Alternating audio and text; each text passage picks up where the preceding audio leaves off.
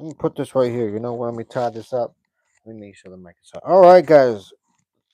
We are live with another one, guys. Okay, we are live with another one, guys. Okay, the mic is hot. You already know what this is, guys. This is OE MMA TV. I'm your host, OE. Like and subscribe if you are new to the channel. It takes minimal effort to give me the thumbs up, so you know what? You might as well do it. Thank you for supporting independent MMA media, guys. And like I always say, this is your channel. The only channel where the fans come first, not last. All right, guys, we got to talk about this. I mean, we have to talk about this because I think it's atrocious. Okay, to be honest with you, I'm gonna be quite frank, guys. Okay, it's atrocious. Okay, and I think the UFC is doing a disservice to Armin Sarukian. Totally understand why the UFC would do such a thing because they're a bunch of jackasses. If I had to be quite frank, to be honest with you, especially half, and not even half, all the way checked out Dana White because these days that guy is all the way checked out, guys. Okay, he's not even across the street anymore, guys. He's across town. Okay, chilling with the enemy. That's exactly what's going on with Dana White, guys. So, how likely is it that we actually get Ilia Topuria versus Justin Gaethje? Guys, just saying that made me regurgitate the air that I was breathing, guys. I'm just being real. I'm being real, guys. It made me literally almost throw up. I definitely gagged. Pause. No diddy. Guys, I mean, I don't want to see this fight. That fight doesn't excite me. Look, Justin Gaethje is a phenomenal fighter. I don't think I'm going to sit here and complain about Justin Gaethje's style. The guy goes out there, he always bangs, and he makes it fun. But the fact of the matter is that we have a guy in Armin Sarukian who definitely deserves to be fighting for gold, and the UFC is basically just putting him on ice. Just putting him on ice.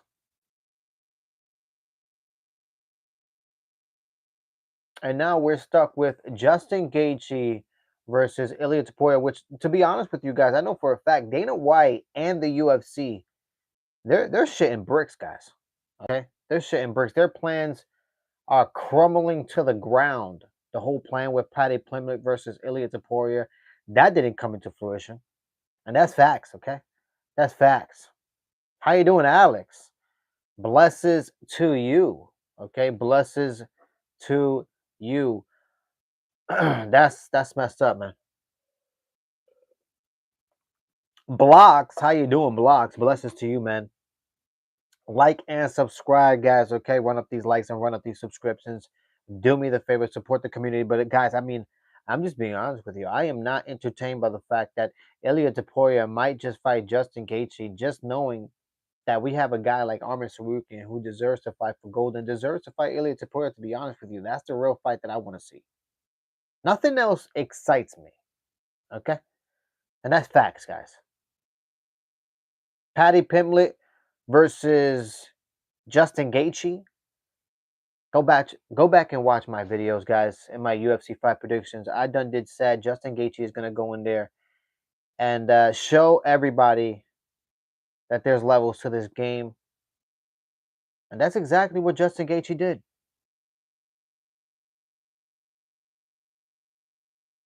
But now we're stuck in a predicament now where we get Justin Gaethje versus versus Ilia Topuria at the White House. Is that actually gonna happen?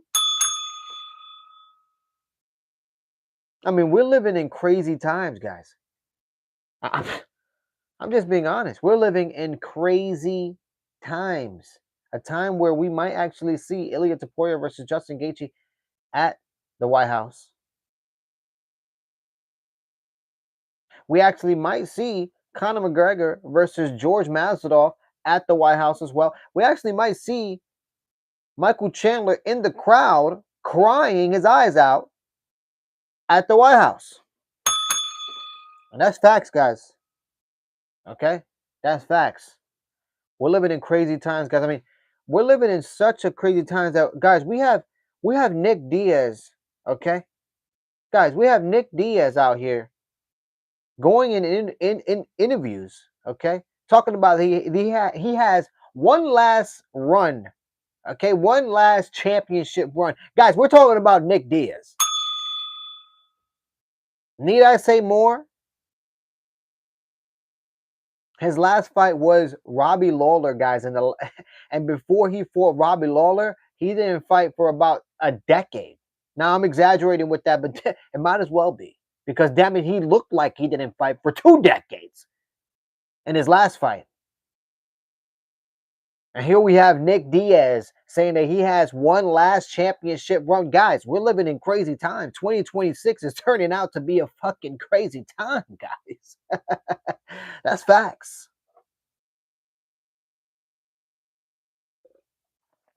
I need a drink after that, man. I need a drink after that because look, guys, I don't know what to tell you, but I don't know where the UFC is headed. You know what I mean? I have no idea where it's headed, but right now the UFC is in a train and this train is driving fast. Okay? This train is driving fast and once you're on it, you're on it. Okay? Because if you're trying to jump off, guaranteed death, guys. Okay? Guaranteed 100%. 100%. Okay? So you might as well just stick for the ride. Okay?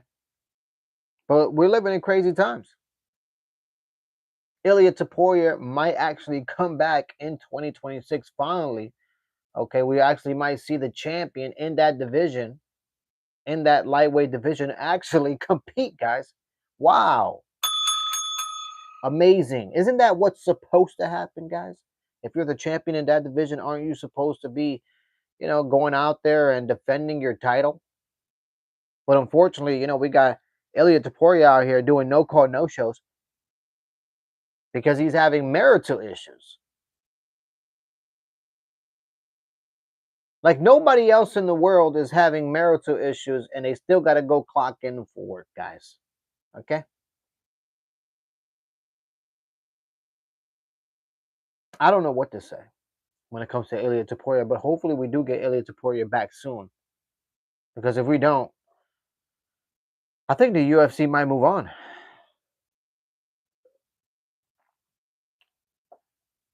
I actually do see the UFC moving on from Ilia Topuria and then eventually having, maybe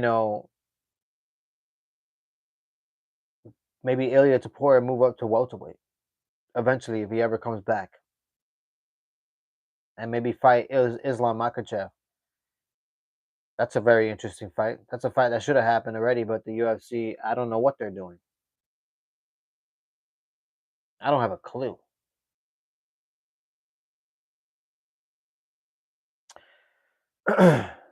We do have a card this weekend. I mean, if you're interested, if anybody's interested in watching it, I mean, I'll tell you what, not a lot of people are interested in watching this weekend's card. I mean, this weekend's card is it's just not that entertaining, guys. I'm just being honest, guys. It's just not that entertaining. You know what I mean? I mean, who's the headliner again? I mean, honestly, that's basically what you got to ask yourself. Who's the headliner again? Because it's Mario Batista. Wow, Mario Batista is the headliner, guys. It's just I'm looking at it. I'm looking at this card right now, and this.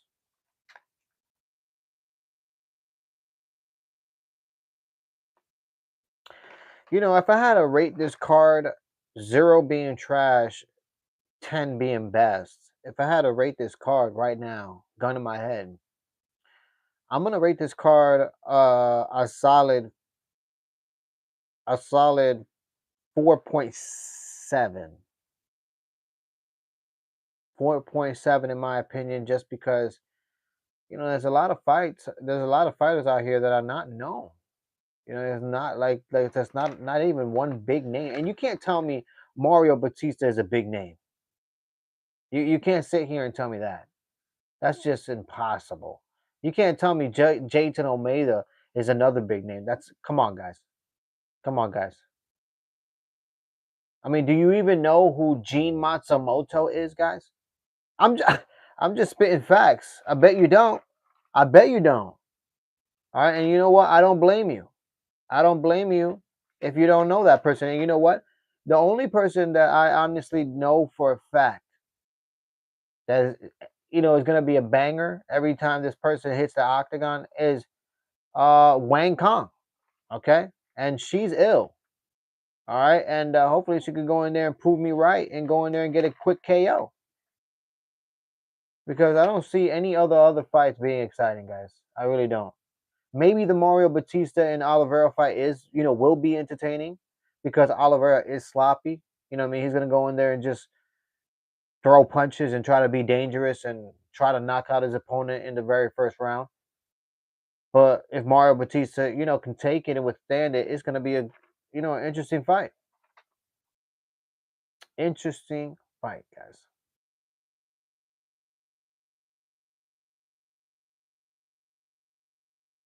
But honestly, guys, we're gonna see how everything unfolds, man. I just I don't I don't like where things are headed when it comes to the UFC. I really don't. I don't like where things are headed with the UFC in general. I don't think they're making the right decisions. I thought it was a bad idea for the UFC to put Justin Gaethje against Paddy Pimblett. I thought it was a bad idea. I said it, when it was made, and I'll say it again right now. It was a bad idea, and now look at Paddy Pimblett now. It's just, you know. I mean, where does Paddy Pimblett go from here? Honestly, he got beat badly. He got dominated by somebody that's most likely, I want to say, 4 years past his prime, because the Justin Gaethje that fought Paddy Pimblett is not even close to being the Justin Gaethje that was in the beginning of his career, in his prime.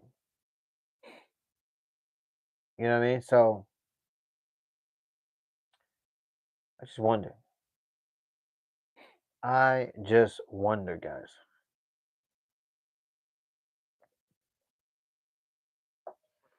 Now I will be going live this Saturday for this event. Now, let me, you know what? Let me do it right now. Let me check what time. Hold on a second, guys. Let me check what time this card actually starts, so I can let you guys know specifically on this live what time I will be going live to do this UFC breakdown. Okay, so the main card starts at 8, and then the prelim starts at 5.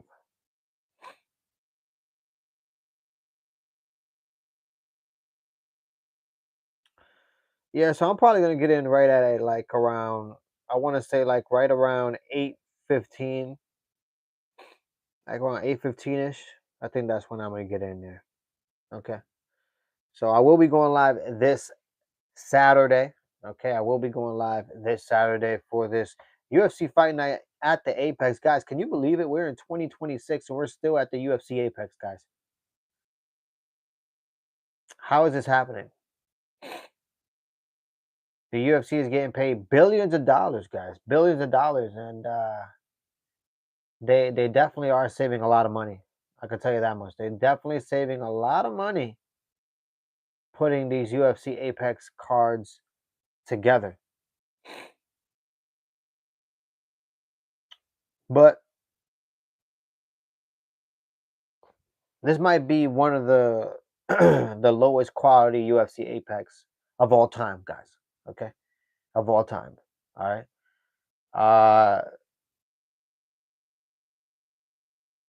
I should honestly. I'm just being real. I'm gonna be real. I should skip this live on Saturday. because there's no point, guys. There's no point. This UFC Apex card is trash. I'm talking about shit in a trash can, lit on fire, surrounded by a bunch of homeless people. Okay, that is what this UFC Apex card is. Okay, straight trash. All right, it's atrocious. I mean, I don't know who thought that Mario Batista can, headline a card. Who the fuck came up with that idea? Was it Sean Shelby? Was it Big Maynard? Because I know one of them are in charge of the lower divisions, and I know one of them are in charge of the higher division. So I just wonder which one is which, man. Because whatever which one you are, you're a bunch of jackasses. Excuse me. And when it comes to Dana White, another guy that just, I don't know what to say about the guy. Honestly, I have no idea what to say about the guy. I just honestly hope, hope that he doesn't fuck up the UFC. Because as it stands right now, in every interview that I see him in, it's almost as if he has no clue what he's talking about. You bring up a fighter, he literally has no clue who the fighter is. He just, yeah. Terrific fighter. He has no clue what he's saying about that fighter. None. So I just wonder what is this guy doing? What is he getting paid to do? That's the better question.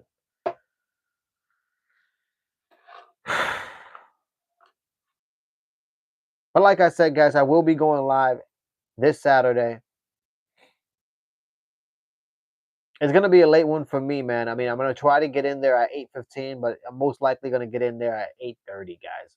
That's how atrocious this card is, guys. Okay. But anyways, guys, you already know what this is, okay? This is OE MMA TV. I'm your host, OE. Like and subscribe if you are new to the channel. It takes minimal effort to give me the thumbs up, so you might as well do it. Thank you for supporting independent MMA media, guys. And like I always say, this is your channel. The only channel where the fans come first, not last. Hey, guys, I'm out of here. Until next time, I'll see you mañanas. One love.